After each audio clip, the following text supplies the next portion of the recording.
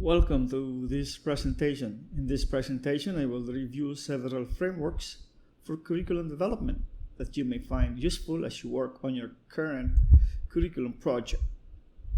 Whether developing new curriculum or revising an existing one, it is important for you to appreciate the importance of a comprehensive review process for the following reasons.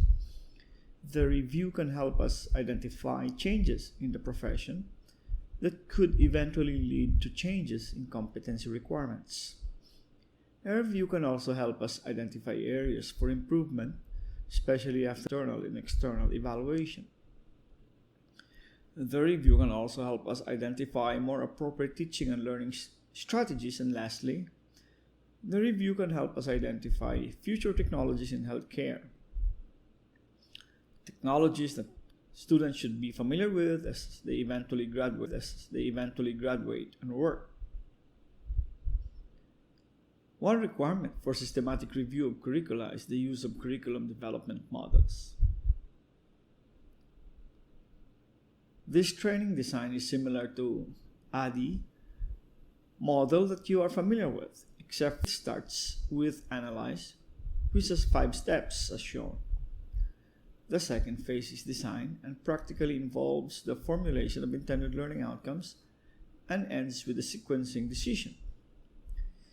The third phase is develop and more akin to the activities you do in instructional design. The fourth is implementation, and the last is control, similar to the evaluation phase of ADDIE. In this model, however, it involves ensuring that the programs are being properly implemented as intended. Results of external evaluation must be used to further improve all the elements of the training program. In this model, the curriculum development is divided into 5 processes, and these processes are shown below with their respective process outputs. This model starts with identifying needs. Identified needs should determine the intended learning outcomes. Although as shown, students should also be a major consideration not only when identifying but also in deciding training content and teaching learning strategies. Our last model is very simple as shown. In this last model, a course or training program should have 3 major elements, and they are course content, teaching methods, and students. You will notice that all of the arrows are multidirectional between course content and students, and between students and teaching learning methods, meaning that students' characteristics should be used as a major factor in identifying both content and methods, and the reverse is also true. Both course content and teaching learning methods should be considered in identifying participants to the course. I would like to emphasize the unit and teaching learning methods. This highlights the fact that teaching learning strategies should not be made as basis for selecting course content. There is one process though that is outside of the triangle, and that is analysis of tasks. Looking back at all the models that I presented, one thing is certain, and that is task analysis is a major pre-design step or a first step in curriculum designing.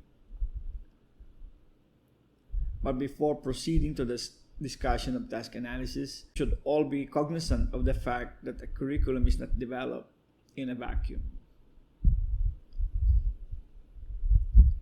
In designing your curriculum, you should consider, as mentioned in the introduction, several concerns like your institution's basic vision, mission, and goals, among others.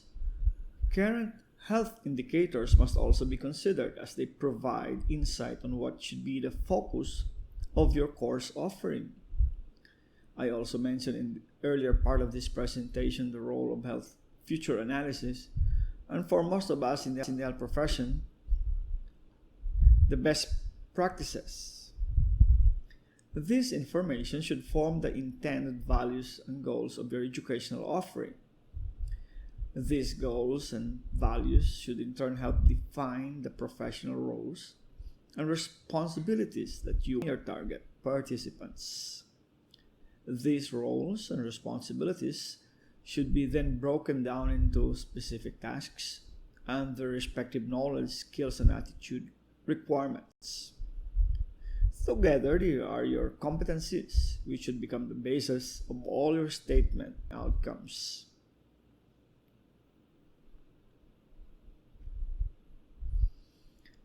For several decades, educators have used educational objectives to state outcomes. We are now slowly seeing less and less of outcomes being stated this way. Educators have now embraced the use of intended learning outcomes.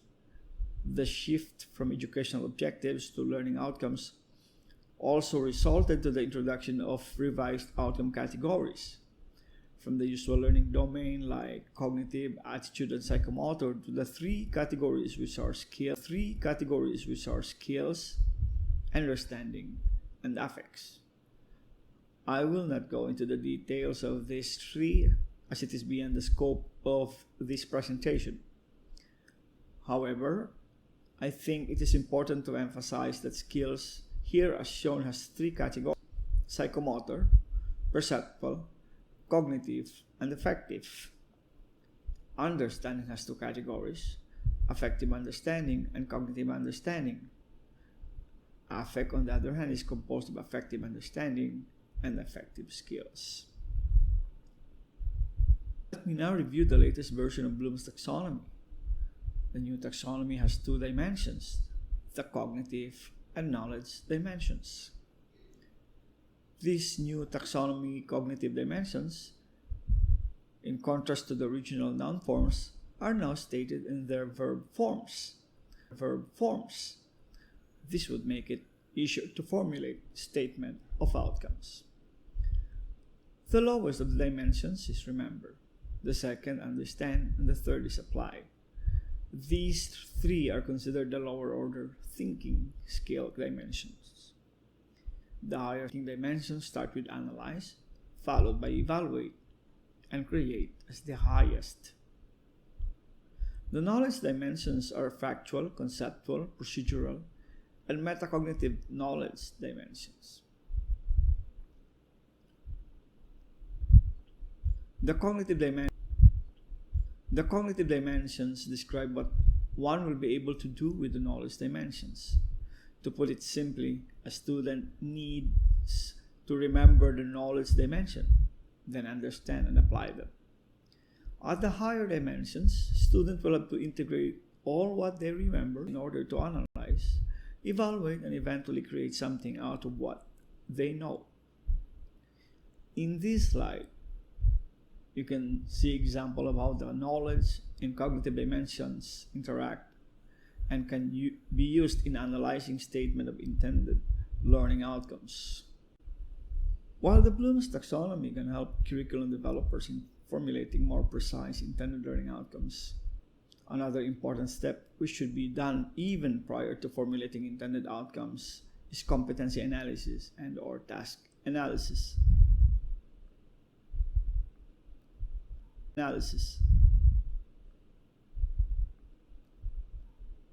In the earlier slide, I showed you what important information should be reviewed as one prepares to design a new curriculum. In the next few slides, I will illustrate how we can use the collected developing a curriculum for a new training program or in revising existing one. In this example, I will start the task analysis by identifying the profession, and in this example, the medical profession. This will be followed by the identification of various roles that the professional will play. You can use various resources to identify these roles. For physician, one very popular framework is the 5-star physician. One such role is being a clinician. This role, you need to identify the responsibilities needed to be able to perform the role. In this example, we break down the clinician role into several responsibilities. One such responsibility, for example, is making a diagnosis. Next, we break down responsibility to its component tasks. For this example, we break down making a diagnosis to several tasks. All that we are able to generate will be the source of our intended learning outcomes later in the curriculum design stage.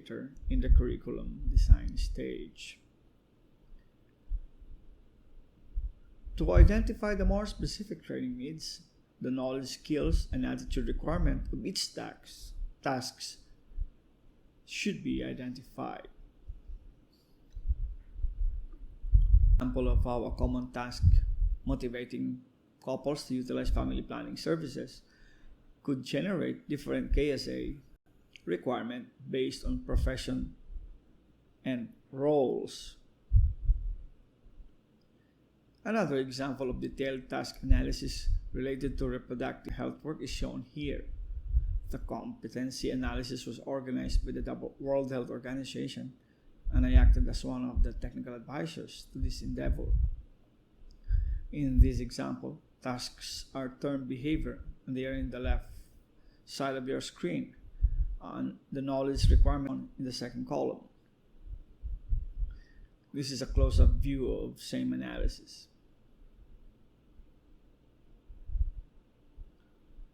In the remaining slides, example of task analysis for a specific role, disaster risk communicator, will be shown. In this slide, responsibility 1 is broken into its component tasks. Here, a breakdown of responsibility 2.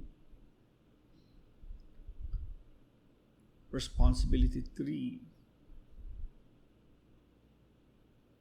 Another example of breakdown of responsibility 4 to 3 tasks and their corresponding knowledge, skills, and attitude requirements.